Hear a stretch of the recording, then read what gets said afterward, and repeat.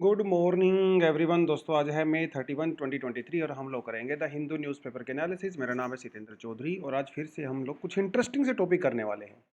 एक तो जो इस बार एग्जाम में क्वेश्चन आया है क्रॉपिंग पैटर्न को लेके, तो इसके बारे में बात करेंगे। एग्रीकल्चर वैसे भी हमारे एग्जाम के लिए काफ़ी इंपॉर्टेंट टॉपिक हो जाता है।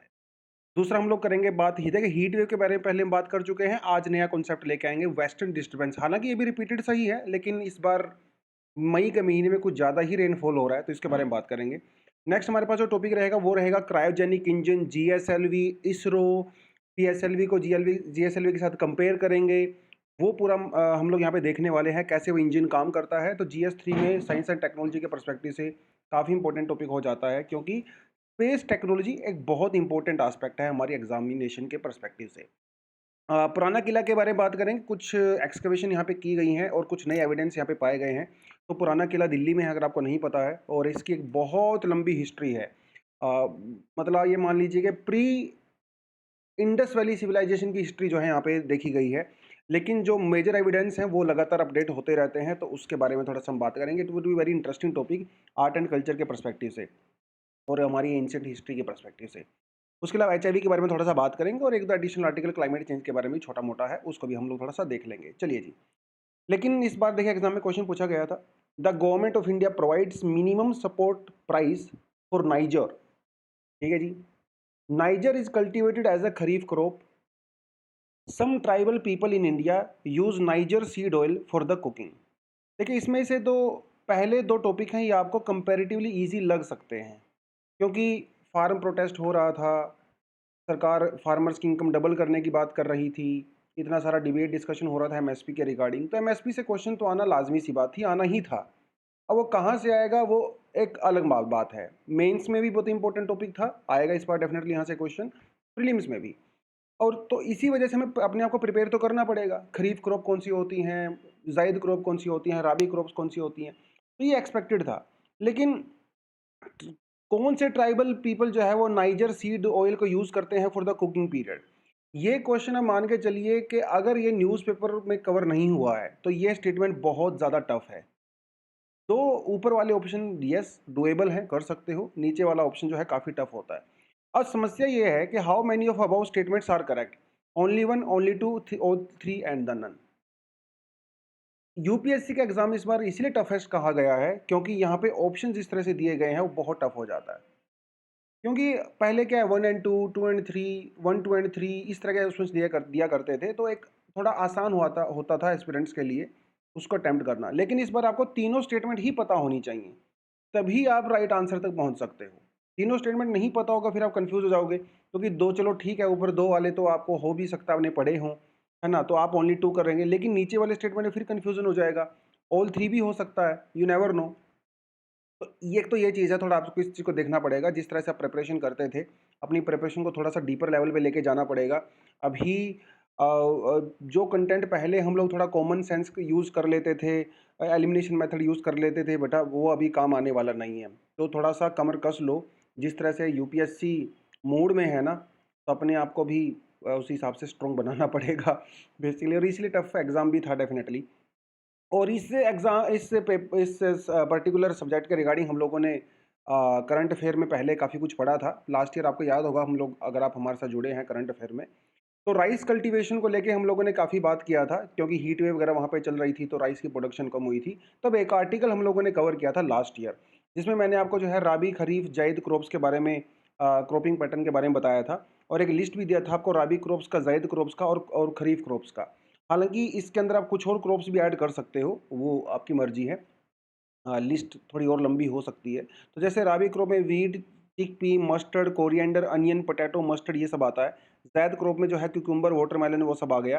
खरीफ क्रॉप के अंदर जो है rice, maize, groundnut, moong, bean, red chillies, sugar cane वगैरह वो सब आ गया। ये बेसिकली कॉपी पेस्ट कंटेंट है जो मैंने पहले आपको दिया हुआ है। पुराने स्टूडेंट हैं तक आपके पास ये होगा ही। टाइम पीरियड भी यहाँ पे आपको दिया हुआ है, आप यहाँ पे क्लियरली देख सकते हो। क्रॉप्स और स्टेट्स, कौन से स्टेट्स के अंदर होता है। इतना कंटेंट तो आपको याद करना ही पड़ेगा एग्जाम के लिए, क्योंकि एग्रीकल्चर एक बहुत इंपॉर्टेंट टॉपिक हो जाता है। इवन जो सेपरेट क्रॉप्स होती हैं, मेजर मेजर जो अपने पास क्रॉप्स होती हैं, जैसे आप यहाँ पे wheat, barley, may be mustard, rice, jowar, soybean, cotton, bajra, uh, इस तरह के क्रॉप्स की जो क्लाइमेटिक कंडीशंस होती हैं, सोइल की रिक्वायरमेंट होती है और जो कौन कौन से स्टेट्स में होता है वो भी आपको याद करना पड़ेगा। कम से कम टॉप 4 स्टेट आप याद कर सकते, टॉप 3 स्टेट याद कर सकते हो प्रोडक्शन के पर्सपेक्टिव से। इतनी तो चीज़ें आपके लिए रिक्वायर्ड होती हैं जो आपको करना पड़ेगा। एमएसपी को लेके भी हम लोगों ने एक लास्ट ईयर एक आर्टिकल किया था, बड़ा अच्छा आर्टिकल है, मुझे याद है, और ये मैंने एक्चुअली स्लाइड वहीं से कॉपी किया है। तो एमएसपी क्या होता है, क्या नहीं होता है, कौन कौन सी क्रॉप्स के लिए एमएसपी दिया जाता है, 23 मैंडेटेड क्रॉप्स के लिए। उसके अंदर 14 जो क्रॉप्स हैं वो खरीफ क्रॉप सीजन्स हैं, 6 जो राबी क्रॉप्स होती हैं और 2 अदर कमर्शियल क्रॉप्स होती हैं। उसके अलावा कौन कौन से क्राइटेरियाज होते हैं एमएसपी को डिसाइड करने के लिए जो सीएसीपी के द्वारा किया जाता है। सीपीसी मतलब commission for the agriculture cost and prices, ये इसकी रिस्पॉन्सिबिलिटी होती है एमएसपी को फिक्स करना। तो ये भी आपको मैंने पूरा क्राइटेरिया यहाँ पे दिया गया था। अब यहाँ से भी एग्जाम में क्वेश्चन वो दे सकता था, ये वाला क्वेश्चन भी देख सकता था। अब अपने आप को तो प्रिपेयर करना पड़ेगा, क्वेश्चन कहीं से भी आ सकता है। और उसके अलावा मैं जो क्रॉप्स कवर इसके अंदर होती हैं उसका भी मैंने आपको प्रॉपर लिस्ट दिया था। इसमें 7 टाइप ऑफ सीरियल्स थे, पैडी, व्हीट, मेज एंड ऑल दैट। 5 टाइप की जो है पल्सीज थी, चना, उड़द, मूंग। 7 टाइप की जो है ऑयल सीड हमारे पास थी, soybean, sunflower, sesame sunflower and niger seed. देखिए यहाँ पे ये मेंशन किया गया है पुराने कंटेंट से, तो यहाँ से ये बेसिकली क्वेश्चन आया था। 4 कमर्शियल क्रॉप जो है कॉटन, शुगर कैन, कोपरा और रोजूट, ये आपको यहाँ पे दिया गया है। उसके अलावा एक दो चीज़ें मैंने आपको यहाँ पे ये बताई थी, इसके बारे में काफ़ी डिस्कशन किया था हम लोगों ने कि farmers can not demand MSP as a matter of right, क्योंकि कोई कानून नहीं है एमएसपी के लिए, वो पॉलिसी का मैटर है। कानून हमारे पास नहीं है, क्योंकि जब कोई कानून बना दिया जाता है तो आप उसे एज अ राइट, अधिकार के रूप में डिमांड कर सकते हो, और अगर आपको वो नहीं मिलता है तो आप कोर्ट में भी जा सकते हो। तो बेसिकली जो फार्मर प्रोटेस्ट हो रहा था वो इसी बारे में हो रहा था कि एमएसपी को कानून बनाया जाए, लेकिन वो सरकार ने बनाया नहीं, जिसकी पॉसिबिलिटी यहाँ पे नज़र भी नहीं आती है। बट यस, थोड़ा सा एग्रीकल्चर एक बड़ा सा काफ़ी बड़ा टॉपिक होता है और इसके बारे में अपने आप को अपडेट रखना ज़रूरी है, और जिस तरह से एग्ज़ाम में पूछा गया है सवाल वो थोड़ा आपको देखना पड़ेगा। तो ये जो देखिए, थोड़ा सा ये थर्ड जो स्टेटमेंट है ना यहाँ पे, इसके बारे में थोड़ा आपको खुद रिसर्च करना पड़ेगा, तो थोड़ा सा सेल्फ स्टडी ज़रूर करें। ठीक है, सेल्फ स्टडी बहुत ज़रूरी है। जो मार्केट के अंदर नोट्स अवेलेबल हैं दुनिया भर के, ठीक है, आप उसके ऊपर 100% रिलाई नहीं कर सकते, थोड़ा खुद मेहनत करना पड़ेगा, थोड़ी वेबसाइट्स वगैरह को सर्च करना पड़ेगा, आपको थोड़ा प्रेस रिलीज़ वगैरह, पीआईबी, ये थोड़ा खुद करना पड़ता है अपने आप से। तो जो स्टूडेंट इसको जितना ज़्यादा करेंगे उनकी कमांड ज़्यादा होगी, एग्ज़ाम में क्वेश्चन सोल्व होने के चांसेस ज़्यादा रह जाते हैं। जो नहीं करेंगे फिर बैठे बैठे बैठे रोते रहो, मैंने तो ये कंटेंट पढ़ा, वो कंटेंट पढ़ा, मेरे से हुआ ही नहीं। दूसरा स्टूडेंट जो है वो आपके बगल में वो कर डालेगा, क्योंकि अल्टीमेटली जो सीट गवर्नमेंट ने निकाली है वो तो फिल करेगी ना यार गवर्नमेंट, यूपीएससी उतना तो सिलेक्शन लेगा ही। अब आपका उस लिस्ट के अंदर नाम है या नहीं है वो आपको देखना है। उस लिस्ट में नाम आने के लिए कुछ स्टूडेंट का नाम आएगा, उसके अंदर उन्होंने ऐसा क्या किया जो आपने नहीं किया। तो अब बहाने और एक्सक्यूज से काम नहीं चलेगा, जिस तरह से यूपीएससी क्वेश्चन पूछ रहा है, ये बहाने आप खुद को ही देते हो, एक्सक्यूज आपको भी पता कमी कहाँ रही है, आप क्या करना चाहिए था उसके लिए नहीं कर पा रहे हो। तो मेहनत अभी आपसे बहुत ज़्यादा मांग रहा है, जिस तरह से यूपीएससी यहाँ पे बात कर रहा है। इवन सी सेट आप पेपर देखिए कितना टफ आया था, सी सेट के अंदर भी लोगों के तोते उड़ गए हैं, मैंने देखा बहुत सारे स्टूडेंट्स को यहाँ पे। खैर, वो कभी हम लोग बाद में डिस्कशन करेंगे। तो करंट अफेयर एक तो 2 साल का बहुत ज़रूरी है, मैं आपको बार बार बता रहा हूँ। और मेंस में भी आप देखा, हम लोगों ने पिछले साल भी देखा, 1.5-2 साल का करंट अफेयर पूछा गया। इस बार भी कम से कम जो है पिछले 2 साल के करंट अफेयर से क्वेश्चन आपके पास आ सकते हैं। और करंट अफेयर के लिए हमारे पास एक्सक्लूसिव प्रोग्राम है, सैटरडे को हमारी क्लासेज होती हैं। प्रीलिम्स और मेंस दोनों के पर्सपेक्टिव से हम लोग आपको करंट अफेयर करवाते हैं, और मैं ही वो करंट अफेयर लेता हूँ, तो आप क्लास ज्वाइन कर सकते हो। 3 सवा 3 4 साढ़े 3 घंटे की क्लासेस रहती हैं, और बहुत डिटेल में डिस्कशंस होती हैं। अब बड़ी अच्छी कन्वर्सेशन होती है, स्टूडेंट के साथ पार्टिसिपेट करते हैं। तो ये जो स्कैनर है आप इसको स्कैन करके जो है कर सकते हो। ये कोड वगैरह अगर आप यूज़ करोगे तो कुछ ₹1000 के आसपास का डिस्काउंट आपको मिल जाएगा। वैसे प्रोग्राम काफ़ी सस्ता है, 10-12 रुपए एवरी डे पड़ता है आपको, चाय के कप जितना। उसके अलावा फाउंडेशन कोर्स की बात करें तो व्हाट्सएप नंबर आपको दिया हुआ है, आप जो है इसके मैसेज करके हमारी सारी डिटेल ले सकते हो। 2024 के लिए आप ज्वाइन कर सकते हैं। चलिए जी, city experiences heat wave free में, तो भैया बड़ी राहत मिली है जनता को। अप्रैल के महीने में हालत बहुत ख़राब हो गई थी, एकदम से गर्म हवाएं चल रही थी। मई में भी चली हैं गर्म हवाएं, ऐसी बात नहीं है, हीट वेव चली है, लू जिसको हम लोग कहते हैं। लेकिन 2-3 दिन चलने के बाद ऊपर वाले ने थोड़ी दया करी हमारे ऊपर, और कुछ बारिश, ठंडी हवा, थोड़ी बारिश का माहौल बनाया है। कल से दिल्ली में लगातार बारिश हो रही है, रात को बढ़िया तूफान भी आया था, अभी भी बारिश हो रही है, क्लास मैं कर रहा हूँ। तो थोड़ा राहत मिली है जनता को, बेसिकली ऊपर वाले ने दुआएं सुनी हैं लोगों की। तो मई का महीना बेसिकली हीट वेव फ्री रहा है, ऐसा आईएमडी ने कहा है। रीज़न क्या है इसका? इसका रीज़न है वेस्टर्न डिस्टर्बेंस। देखिए क्या कहता है, जो सफदरजंग का जो वेदर स्टेशन उसने कहा है over 10 western disturbances over the past 2 months have kept the heat at bay. पिछले 2 महीने में 10 बार से ज़्यादा वेस्टर्न डिस्टर्बेंस आ चुकी है। तो जो वेस्टर्न डिस्टर्बेंस आती है ना, माहौल बढ़िया हो जाता है। थंडर स्टॉर्म होता है, इससे रेनफॉल होता है, माहौल ठंडा हो जाता है। मतलब बेसिकली पकोड़े खाने का मन करता है चाय के साथ। मैं भी खूब खा रहा हूँ 2 दिन से, मोमोज भी खा रहा हूँ साथ साथ। तो एक तो ये बात है। तो ये वेस्टर्न डिस्टर्बेंस है क्या? देखिए इन्होंने ये क्या कहा, मतलब ये दिल्ली की बात कर रहा है लेकिन पूरे नॉर्थ इंडिया में ये माहौल बना हुआ है। The city recorded 161.2 mm of rainfall in the month of May which is 158% higher than the normal. समझ रहे हो? ये प्री मानसून सीजन की बात कर रहा है वो। मार्च से मई प्री मानसून में जो बारिश होती है भैया 158% हाई हुई है। लेकिन इस बार हो सकता है जून के महीने में इंडिया में जब रेनफॉल एंट्री करेगा 4-5 जून के आसपास केरला में, जून के महीने में हो सकता है बिलो एवरेज रेनफॉल हो इस बार, ऐसा भी प्रिडिक्शन किया गया है। खैर वो जब प्रिडिक्शन आएगा तब उसको देखेंगे। मानसून के ऊपर तो अभी अच्छी खासी चर्चा होने वाली है कुछ महीने में अपने लगातार। तो ये वेस्टर्न डिस्टर्बेंस बेसिकली होता क्या? तो सीधी सी बात है, दो वर्ड से मिलकर बना है, वेस्ट और डिस्टर्बेंस। तो ये जो डिस्टर्बेंस है वो कहाँ से आती है? वेस्ट से आती है। वेस्ट मतलब आपके यहाँ पे देखिए मेडिटेरेनियन सी है।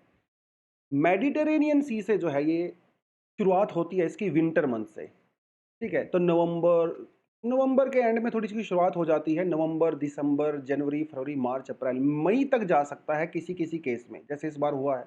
यूजुअली मई तक नहीं जाता है। वेस्टर्न डिस्टर्बेंस ज़्यादातर आपको विंटर सीजन में देखने को मिलेगा, लेकिन अप्रैल मई तक भी जा सकता है। ये कोई rarest of the rare event नहीं है, ऐसा पहले भी होता रहा है। यूजली बच्चों को ऐसा लगता है कि सिर्फ दिसंबर जनवरी में ही होता है वेस्टर्न डिस्टर्बेंस, ऐसा नहीं है।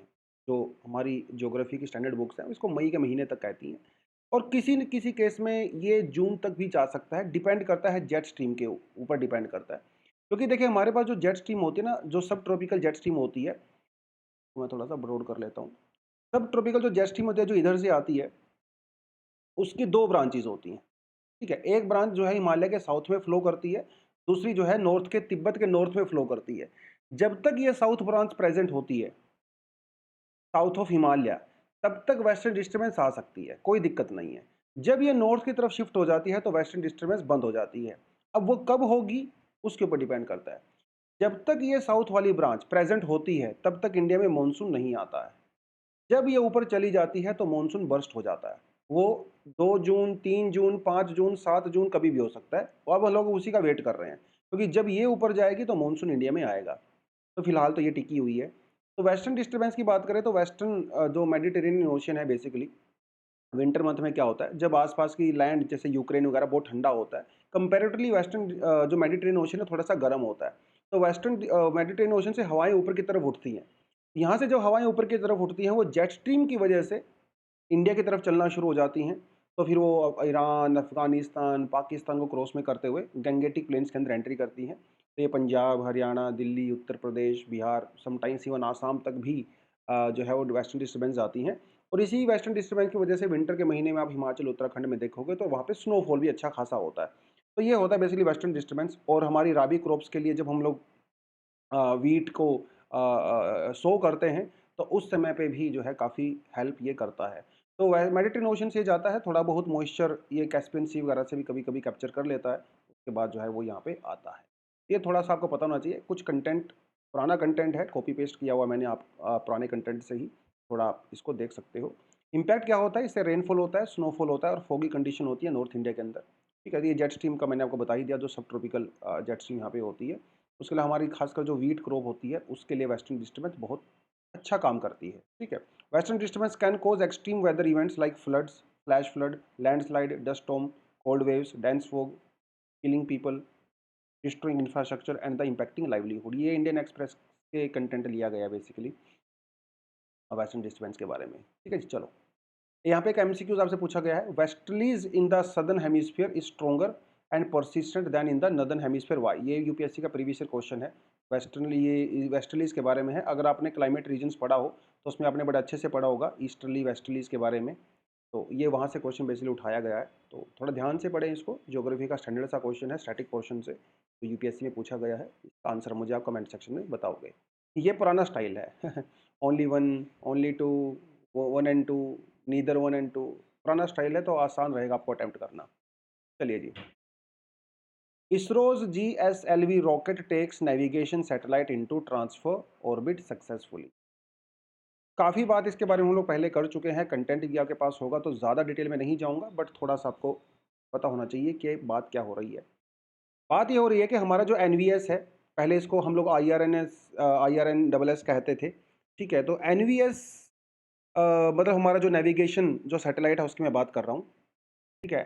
नेविक सैटेलाइट की बेसिकली हम लोग यहाँ पे बात कर रहे हैं। NavIC satellite in the sense के जो इंडिया में नेविगेशन के लिए यूज़ होता है, ट्रैफिक और GPS सिस्टम जिस तरह से यूज़ करते हैं हम इंडिया का लोकल जो है नेविक, उसको हम लोग यूज़ करते हैं। ये कॉन्स्टलेशन ऑफ सैटेलाइट होता है। आपको पता है जो GPS होता है, GPS जैसी आपकी लोकेशन होती है, आप उबर ओला कैब करते हो, गूगल मैप्स का यूज़ करते हो, GPS का हम लोग यूज़ करते हैं। तो आपकी एग्जैक्ट लोकेशन पता करने के लिए कम से कम 3 सैटेलाइट आपके ऊपर हर टाइम नज़र रखते हैं। आपकी आपकी लोकेशन को पता करने के लिए 3 करते हैं। इसी तरह से जो, तो इसे कॉन्स्टलेशन कहते हैं, द सैटेलाइट। कॉन्स्टलेशन मतलब ये सैटेलाइट का ग्रुप होता है, उनकी एक अलाइनमेंट होती है। तो इसी तरह से हमारा जो लोकल नेविक सैटेलाइट सिस्टम है, वो भी एक कॉन्स्टलेशन ऑफ सैटेलाइट होता है, जो इंडिया में GPS की तरह काम किया जाता है, ठीक है। और सिर्फ इंडिया में नहीं, हर कंट्री के अंदर होता है ये। अब मतलब मोस्टली कंट्रीज के अंदर, जैसे जैसे ग्लोनास है, ठीक है, ये भी GPS सिस्टम की तरह काम करता है, ग्लोनास। जैसे गैलीलियो है, ये यूरोप का है। बीडो जो है वो चाइना का है। ग्लोनास जो है वो कौन सी कंट्री का है, मुझे कमेंट सेक्शन में बताओ इसके बारे में। उसके अलावा चाइनीज़ का जो बीडो 1 और बीडो 2 है, जापान का है QZSS। यहाँ से तो UPSC में इसी बार क्वेश्चन पूछा गया है 2023 में, अगर आपको याद हो तो, कि भैया विच इनमें से कौन सी कंट्री का खुद का नेविगेशन सिस्टम है। तो देखिए, जापान का नाम होता है QZSS। इसराइल वगैरह का नहीं है, ब्राज़ील का भी नहीं है, जर्मनी का भी नहीं है, जापान के पास है। तो ये UPSC का क्वेश्चन है बेसिकली 2023 का, ठीक है। और इंडिया के पास भी, अगर इंडिया उसके अंदर ऑप्शन होता तो वो भी करेक्ट यहाँ पे होता, ठीक है जी। तो ये जो नेविगेशन सैटेलाइट है बेसिकली वो लॉन्च व्हीकल के द्वारा ऊपर भेजे जाते हैं, लेकिन कभी कभी हमें क्या करता है, इन सैटेलाइट की ऑर्बिट्स को चेंज करना पड़ता है। हायर ऑर्बिट से लो ऑर्बिट में, लो ऑर्बिट से हायर ऑर्बिट में चेंज करना पड़ता है। वो GSLV रॉकेट के द्वारा किया जाता है। रॉकेट तो आपने दिवाली पे चलाया ही होगा, है ना।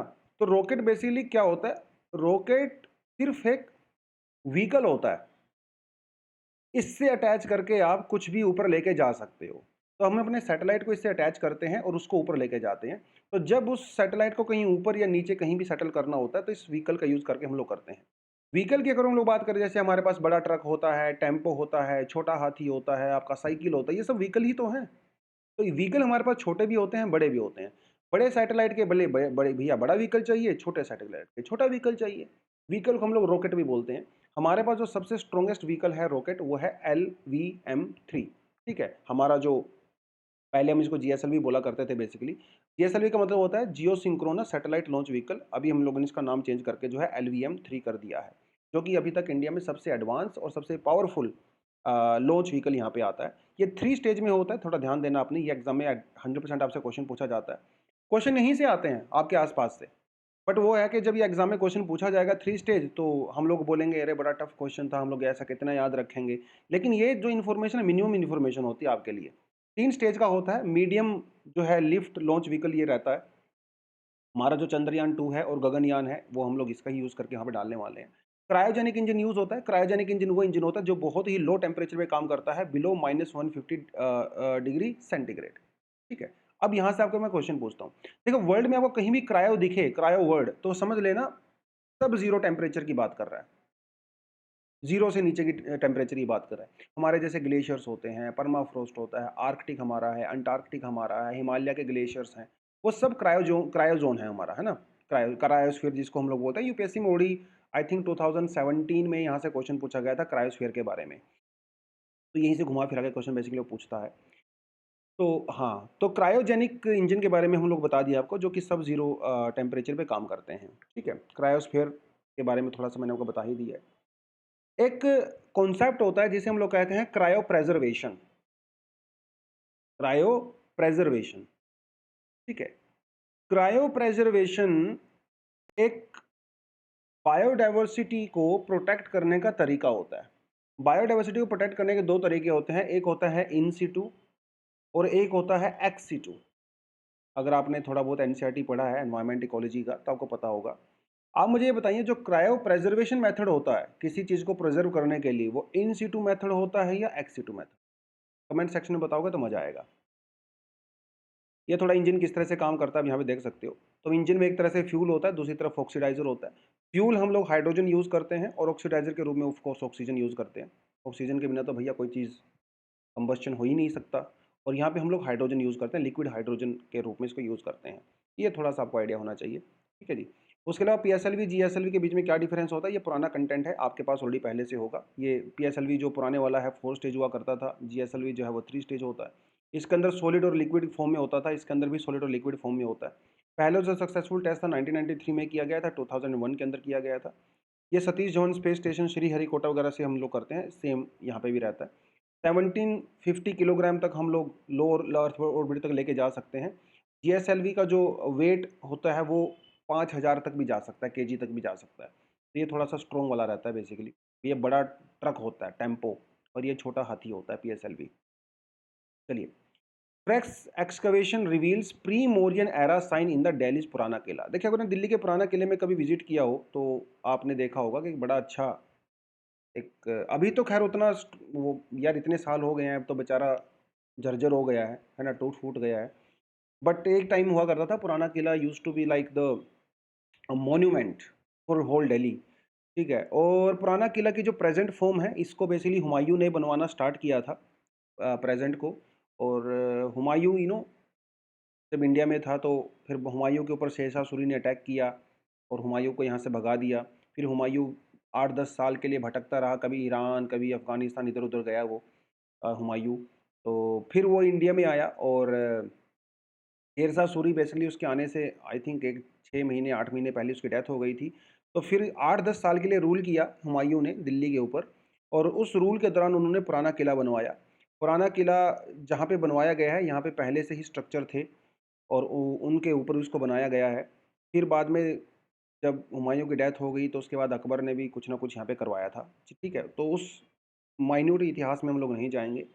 तो बात यह है कि अभी वहाँ पे फ्रेश एक्सकवेशन की गई है। पुराना किला जो साइट है, ये एक बहुत हिस्टोरिकल साइट है, और सिर्फ मुग़ल एरा के नहीं बल्कि दिल्ली सल्तनत उससे पहले थी, और उससे पहले जो भी रूल्स थे दिल्ली में, इवन तोमर रूल्स, और उससे पहले कुषाण, और फिर वो गुप्ताज एंड मौर्याज, सभी डायनेस्टीज़ का एविडेंस मिलते हैं यहाँ पे पुराना किला पे। तो इस बार वहाँ पे एक्सकवेशन की गई है पुराना किला पे, और नया कुछ डिस्कवरी मिला है। वहाँ पे मिले हैं painted grey ware. Painted grey ware, ये आपने ध्यान रखना है। इसकी जो ड्यूरेशन होती है वो होती है 1200 BC टू 600 BC। भैया भैया बहुत पुराने हैं, बहुत पुराने हैं।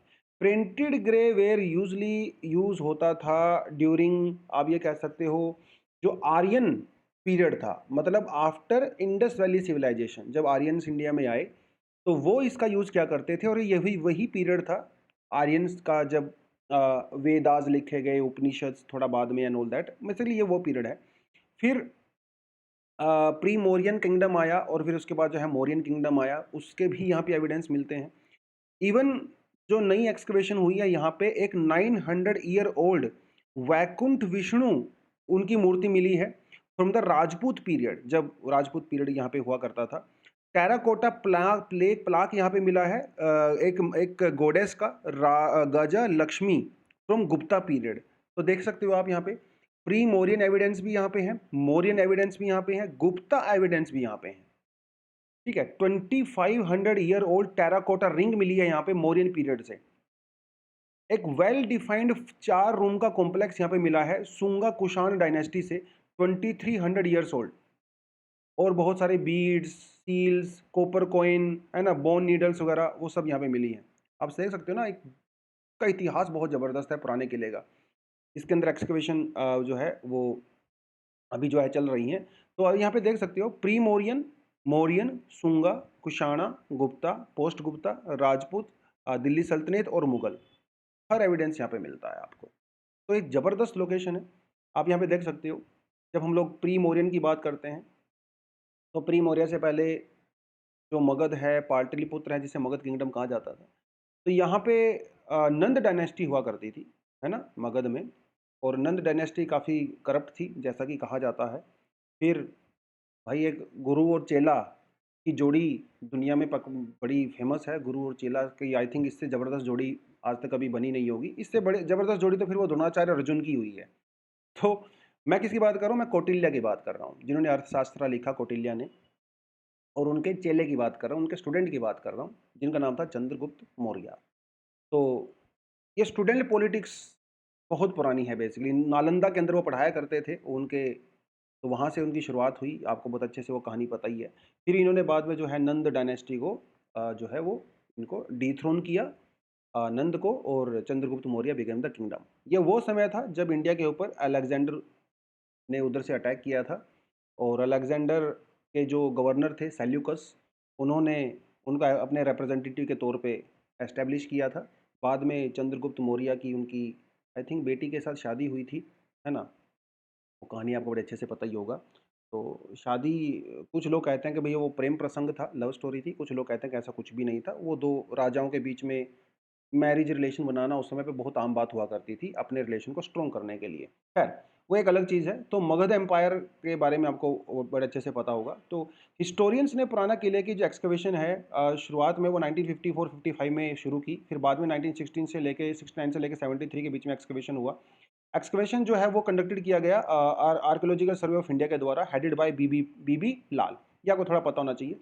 और उस समय पे भी यहाँ पे पेंटेड ग्रे वेयर मिले थे फ्रॉम 1500 टू 1000 बीसी। ये ऑलरेडी वहाँ पे मिल चुका है। तो कहते हैं कि वहाँ पे 8 पीरियड हैं, स्ट्रेटिफाइड लेयर, अलग अलग लेयर्स में 8 पीरियड के एविडेंस वहाँ पे पाए गए हैं। फ्रॉम 4th सेंचुरी सी से लेके फिर वो 19th सेंचुरी तक के एविडेंस यहाँ पे आपको मिलता है। तो पुराना किला की एक बड़ी लंबी अनब्रोकन चेन हिस्ट्री है। आईने अकबरी के अंदर भी मेंशन किया गया है, जो कि अबू फजल ने लिखी थी, कि हुमायूं ने इसको बिल्ड किया था, लेकिन हुमायूं से पहले यहाँ पे एक इंद्रप्रस्थ साइट हुआ करती थी, ऐसा आईने अकबरी में लिखा हुआ है। वो आईने अकबरी के अंदर ये भी लिखा हुआ है कि जो इंद्रप्रस्थ है ये एंशियंट कैपिटल है पांडवों की। आपने महाभारत तो सुनी ही होगी, पांडवों की कैपिटल इंद्रप्रस्थ कहा जाता है। तो ये इंद्रप्रस्थ की लोकेशन थी बेसिकली यहाँ पे। इवन 1913 तक, बहुत रिसेंटली यहाँ पे गांव हुआ करता था जिसका नाम था इंद्रपात। तो इंद्रप्रस्थ, इंद्रपात। तो 1913 में जब ब्रिटिशर्स जब दिल्ली कैपिटल बना रहे थे, बैंक कलकत्ता से शिफ्ट किया गया था, तो दिल्ली का एक्सटेंशन कर रहे थे वो लोग, तब जाके जो है इस गांव को यहाँ पे खाली करवाया गया था, इंद्रपात। तो उससे पहले लोग यहाँ पे बेसिकली रहते थे बहुत रिसेंटली तक। इसकी फोटोग्राफ्स वगैरह भी अवेलेबल हैं आर्कोलॉजिकल और आर्काइव्स के अंदर। आप जानना चाहो तो वहाँ पे जाके देख सकते हो। और महाभारत की जब हम ओरिजिनल स्टोरी की बात करते हैं तो वहाँ पे इसको खांडव प्रस्थ कहा जाता है। आपको अच्छे से पता है 5 गांव दिए गए थे पांडवों को, है ना? फिर बाद में महाभारत हुआ, वो सारी चीज़ें, ठीक है?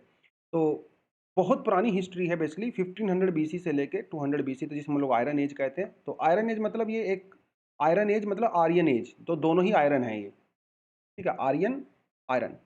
तो जब आयरन का यूज़ किया गया तो वैदिक पीरियड भी इसको कहा जाता है। It was the arrival of the Aryans. तो उन्होंने बड़ी बेसिक वेदास उपनिषद जो है वो लिखे गए, और उसी समय में जो है जैनिज्म और बुद्धिज्म का भी राइज हुआ। और यहीं पे महाजनपद की हम लोग बात करते हैं। अगर आपने हिस्ट्री पढ़ा है तो महाजनपद के बारे में बड़े अच्छे से आपको पता भी होगा। अगर आप हिस्ट्री ऑप्शनल आपके पास है, हिस्ट्री का स्टूडेंट्स हो, तो ये वो दौर हुआ करता था जब नॉर्थ इंडिया के अंदर जो है वो अलग अलग जनपद महाजनपद हुआ करते थे। ये बेसिकली एक ट्राइबल कम्युनिटीज़ थी एक तरह से, जो अपने अपने एरिया के अंदर रूल किया करती थी, जिनके बीच में लड़ाई झगड़े चला करते थे। मगध एम्पायर जो है उस समय पे सबसे बड़ा एम्पायर माना जाता था। बिम्बिसार जो है वाज द रूलर। फिर बाद में जो है शिशुनाग डायनेस्टी आई, फिर नंद एम्पायर आया, और नंद एम्पायर के बाद फिर आपको अच्छे से पता ही है कि जो जो मौर्यन एम्पायर आया, और फिर वो अलेक्जेंडर का वॉर, वो सारी चीज़ें यहाँ पे हो रही थी। तो मौर्यन एम्पायर में आप देखें चंद्रगुप्त मौर्य, बिंदुसार और अशोका, ठीक है? ये आप यहाँ पे देख सकते हो। फिर उसके बाद जो है सुंग dynasty, Kanva, Satavahana, Indo Greek, साकाज, Kushanas. तो ये 78 एडी तक जो है कुशाना रूलर आए। फिर उसके बाद गुप्ताज और वो सारी चीज़ें चली। तो महाजनपद की हम लोग बात करें तो 16 महाजनपद बेसिकली यहाँ पे हुआ करते थे। आप इनकी लोकेशन भी यहाँ पे क्लियरली देख सकते हो, ठीक है? जैसे जैसे कुरु वंश यहाँ पे आ गया आपका, मगध यहाँ पे आ गया, मगध, पाटलिपुत्र, नंद और चंद्रगुप्त मौर्य, फिर वो बाद में अपने किंगडम यहाँ पे एस्टेब्लिश किया। वो बड़े अच्छे से आपको ये कहानी पता ही है ना? पांचाल आप देख सकते हैं, पांचाली महाभारत में यूज़ होता है। Panchali was the mother of Pandavas, ठीक है? कुरु, कौरव वंश आपको अच्छे से पता ही है। कौरव कौरव बेसिकली कुरु वंश से ही थे। और ये जो महाभारत की पूरी कहानी है वो कौरव वंश की ही 2 क्लैन्स की कहानी है, कौरव और पांडव, है ना? वहाँ से इसकी शुरुआत होती है, क्योंकि लेटर ऑन मगधा एम्पायर थोड़ा-सा डिक्लाइन हो गया और ये जो दिल्ली वाले रीजन में है, कौरव वंश और कुरु जो है यहाँ पे क्लैन हुआ और आप देख सकते हैं इसकी लोकेशन वो बिल्कुल दिल्ली वाली लोकेशन है। तो जो कौरव थे, पांडव थे, उनको यहीं पे 5 गाँव दिए गए थे जिसे हम लोग इंद्रप्रस्थ कहते हैं, है ना? तो ये यहाँ पे आप देख सकते हो अवंती, असाला, गंधार आप यहाँ पे क्लियरली देख सकते हो, Gandhari, she was the mother of Kauravas, है ना? गंधारी तो वो यहीं से आई थी। आज भी यहाँ पे कंधार कहा जाता है, अफ़गानिस्तान की कैपिटल है भैया कंधार, तो गंधार से ही वो आया है ना? और उसके बाद आप यहाँ पे अंग देश देख सकते हो, ये बड़ा फ्रीक्वेंटली महाभारत के अंदर ये सारी जो साइट्स हैं वो यूज़ होती हैं, तो इनके बीच में आपस में झगड़े चलते थे, कुछ अलाइज़ थे, झगड़े-वगड़े चला करते थे, तो वो सारी चीज़ें आप यहाँ पे देख सकते हो। तो 1-2 डायनेस्टी के बारे में मैंने आपको यहाँ पे लिखा ही हुआ है, मगध एम्पायर आप देख सकते हो, अथर्ववेद के अंदर इसका ज़िक्र किया गया है और उसके बाद में महाभारत वगैरह के अंदर भी। पांचाल के बारे में मैंने आपको थोड़ा-सा बता ही दिया है, ठीक है। कुरु वंश के बारे में आपको बता दिया, one of the oldest clan ये माना जाता है कुरु वंश और कुरु वंश के साथ ही जो है भरत का ज़िक्र भी किया जाता है, जिसके नाम पे हमारी कंट्री का नाम पड़ा है भारत, है ना? इंडो आर्यन क्षत्रिय क्लैन हुआ करता था ये, दिल्ली और उसके आस-पास के एरिया में ये दोआब रीजन में रहते थे। इंद्रप्रस्थ इनकी कैपिटल हुआ करती थी, जहाँ पे आज हम लोग पुराना किला है बेसिकली, ठीक है? उसकी हम लोग बात कर रहे हैं और बाद में फिर इनके बीच में पावर के लिए झगड़ा हुआ, कौरव और पांडव, वो कहानी आपको बड़े अच्छे से पता है। ठीक है। गंधार जो आज के टाइम पे कंधार कहा जाता है, अफ़गानिस्तान का पार्ट हुआ करता था। तक्षशिला जो है वो गंधार के अंदर में थी। अगर आपको महाभारत पता है तो उसमें एक एक शकुनी मामा हुआ करते थे, है ना? तो वो बेसिकली गंधार के ही राजा थे जो बाद में यहाँ पे रहते थे। तो वो एक छोटी-सी स्टोरी यहाँ पे आपको पता होनी चाहिए, सारी चीज़ों को करने के लिए। तो आप अगर आप हिस्ट्री के स्टूडेंट हैं, ऑप्शनल आपके पास है या फिर थोड़ा जनरली आपने हिस्ट्री नहीं पढ़ा है, तो ये सब एनसीईआरटी के अंदर भी मेंशन किया गया है। आप उसको जाके वहाँ से आराम से पढ़ सकते हो। एक लिंक मैंने आपको यहाँ पे दिया था, ये वाला लिंक आप इसके ऊपर क्लिक करके इंडियन कल्चर की जो वेबसाइट है, गवर्नमेंट वेबसाइट है, आप उसको जाकर विजिट कर सकते हो। पुराना किला की पूरी हिस्ट्री जो है आपको वहाँ पे मेंशन की गई है। पढ़ना चाहो तो पढ़ सकते हो, आपके पास टाइम है तो। चलिए जी, mosquitoes insect vector can not transmit HIV. तो ऐसा बहुत बार लोगों के मन में सवाल आता है कि भाई जो एचआईवी का जो वायरस होता है वो मच्छर काटने से क्यों नहीं फैलता है। एक बड़ा आम एक क्यूरोसिटी होती है मन में कि जब इंजेक्शन लगाने से एड्स का ट्रांसफ़र हो सकता है एचआईवी वायरस, तो फिर मच्छर काटने से क्यों नहीं हो सकता? इसके यहाँ पे देखिए 2 रीज़न हैं। एक रीज़न तो ये है कि भई आप ये चीज़ देखिए, जो मलेरिया वगैरह होता है, ठीक है? वो मॉस्किटो को एज़ अ वेक्टर के रूप में यूज़ करता है, ठीक है? मलेरिया हो गया, फिलेरिया हो गया, एज़ अ वेक्टर के रूप में यूज़ करता है, मतलब उसको एज़ अ व्हीकल के रूप में यूज़ करता है। मच्छर उसको ट्रांसफ़र करने का एक साधन है, दैट्स इट। मलेरिया मच्छर को नहीं होता है। मलेरिया का वायरस मच्छर ट्रांसफ़र करता है, ये आपको पता होना चाहिए। मलेरिया का जो पैरासाइट होता है वो मच्छर की बॉडी में मल्टीप्लाई करता है और उसके मुँह माउथ के अंदर जो है जाके वो कलेक्ट हो जाता है और वहाँ से फिर वो हमारे जो बॉडी होती है उसके अंदर ट्रांसफ़र हो जाता है। तो मच्छर mosquito acts like a vector. लेकिन एचआईवी के केस में ऐसा नहीं है। एचआईवी के केस में mosquito is not a vector, वो उसका व्हीकल नहीं है। इसी वजह से HIV can not live in the mosquito blood, जैसा मलेरिया करता है। एचआईवी मच्छर को मार देता है, ठीक है? HIV enters the body of the mosquito, it is killed. समझ रहे हो? मच्छर को भी मार देता है और वो वायरस खुद भी डेड हो जाता है, क्योंकि उसकी बॉडी के अंदर वो सर्वाइव नहीं कर सकता। भाई जब वो उसकी बॉडी में ही सर्वाइव नहीं करेगा तो हमारी बॉडी में कैसे ट्रांसफर होगा?